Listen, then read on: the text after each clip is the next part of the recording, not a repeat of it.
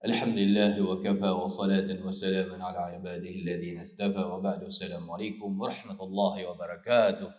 Alhamdulillah, una sa lahat purihin natin ng isang Diyos na tagapaglikha na binigyan tayo muli ng pagkakataon na magkasama-sama. At alhamdulillah, pinili niya tayo sa dami ng mga tao sa labas. Pinili niya tayo upang makasamba sa Kanya. Mga minamahal kong mga magulang, kapatid sa pananampalatayang Islam, isang napakagandang talakayan ang ating bibigyan ng pansin. Ito yung patungkol sa napaka-espesyal na babae mula sa banal na Quran. Etong babae na to na kung saan mismo ang dakilang tagapaglikha ang pumili sa kanya. Ito'y walang iba kundi si Maryam. Allah Akbar. Al-Adra. Si Maryam. At sino nga ba si Maryam? Of course, hindi ito lingid sa kaalaman ng mga kababayan natin na siya nga daw ay nanay nino ni Jesus, ni Isa alayhi salatu wassalam.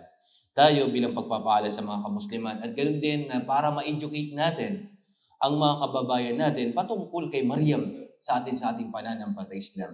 Alam niyo ba na kung saan may sariling chapter mismo mula sa banal na Quran na kung saan chapter 19 ng banal na Quran na ito'y pinangalan kanino? Kay Maryam. Allah Akbar. Ganito natin dakilain, bigyan ng respeto at pagdakila ang babae, ang pinaka-the best ng babae na sangkataon sa kanyang kapanahunan. Mismo ang dakilang tagapaglikha na nagbigay sa kanya, pinuri siya mula sa banal na Quran. Ang sinabi, وَإِذْ قَالَتِ الْمَلَائِكَةُ يَا مَرْيَمُ إِنَّ اللَّهَ اصْطَفَاكِ وَطَهَّرَكِ وَاصْطَفَاكِ عَلَى نِسَاءِ الْعَالَمِينَ يَا مَرْيَمُ اقْنُتِي لِرَبِّكِ وَاسْجُدِي وَارْكَعِي مَعَ الرَّاكِعِينَ. Sinabi mula sa banal na Quran. Imagine, subhanallah.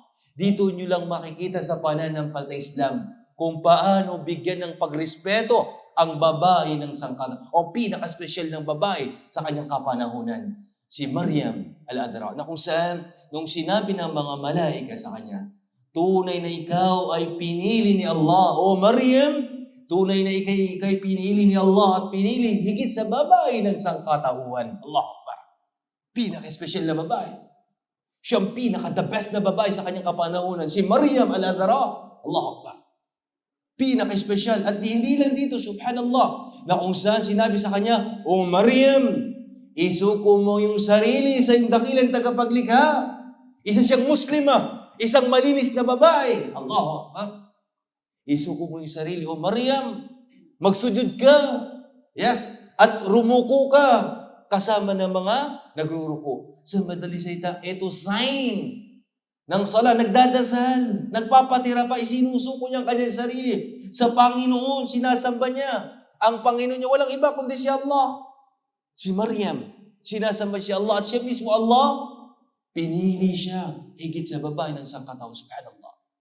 At napaka-imagine, 33 times binanggit ang pangalan niya mula sa banal na Quran. Maryam, sa different surah, 12 surah binanggit, na kung saan, andi dito yung kanyang imagine, yung full story. Allah Akbar. At sa makikita pa sa ibang mga surah, wa Maryam binat Imran allati ahsan farjaha. Maryam, binanggit yung pangalan niya, ibnat Imran, imagine yung kunniya, palayaw niya, at hindi lang yun, wa ahsanat farjaha.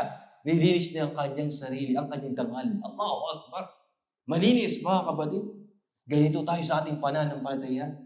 Si Maryam, ganito kilalanin, mga kapatid, magulang sa pananampalatayang Islam. At dito mula sa napakalinis na babae na ito, dito ngayon, dumating ang mabuting balita, ang pagkakaroon niya ng tinatawag na anak. Ito'y walang iba kundi si Isa o si Jesus alayhi salam. At inshallah, tatalakayin natin sa susunod yan.